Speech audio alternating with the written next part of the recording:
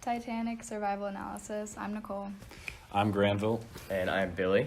So the background is the sinking of the RMS Titanic is one of the most infamous shipwrecks in history. The Titanic sank in April of 1912 after colliding with an iceberg, killing 1,502 out of the 2,224 passengers and crew.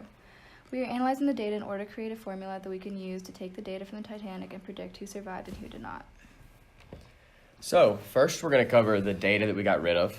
And so as we went through the data, we found that we needed to eliminate some of it in order to make our model work and to make it more accurate. So firstly, we decided to eliminate all names because that was not relevant to who survived and who died. Next, we got rid of ticket because there were letters that could not be easily transformed to numbers. Then we got rid of the fare and cabin where they embarked due to the diminished effect on the model. And we also got rid of age. And we didn't want to average it because we didn't want to mess with the accuracy of our data. So next, we'll move on to the data we kept. So we kept number order so we could compare the formula output with the original data. We kept survived because it is what we are testing for and it made the y-axis. And we kept sex and we changed m equal to 0 and f equal to 1 so we could analyze it using binary. And then we also kept p-class and sib-sp because both increase our accuracy when kept in. And age was relevant, but the lack of consistent data made the model more inaccurate, so we decided to get rid of it. So methodology, we decided to look at the factors of how far the decision tree needed to go.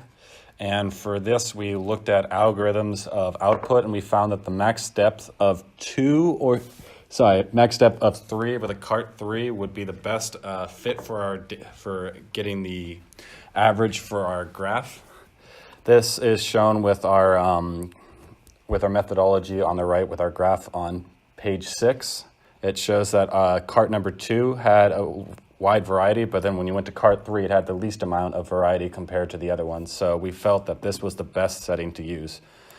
Our data showed that how our result was broken down is this is our heat map before and after. For each of the unnamed, that's our data parts. And we kept survived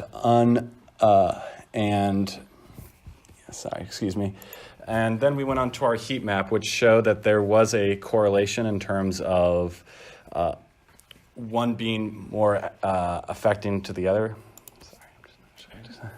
All right, so now when we went into our data and graph, we came out with on page 8, our two graphs, which had an ROC curve of 83 and 86. So what that meant is our test had an 83% and our test had a 86 and our training had an 83, which had a little bit of variety, which we didn't like that. So when we brought it up to a classification of 6, it came down to a 78 for our training and a 83% accuracy for our test, which showed kind of a flip. So we went from a random state of 2 to 6, and it went completely reverse. So we decided to go to random states in 3 and 4.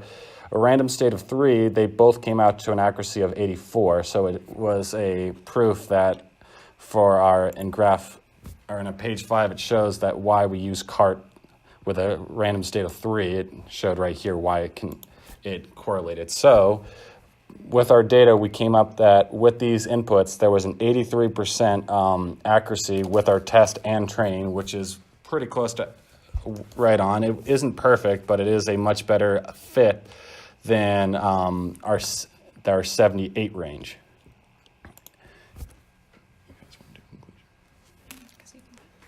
So in conclusion, passenger, class, sex, and siblings all contributed to the survival.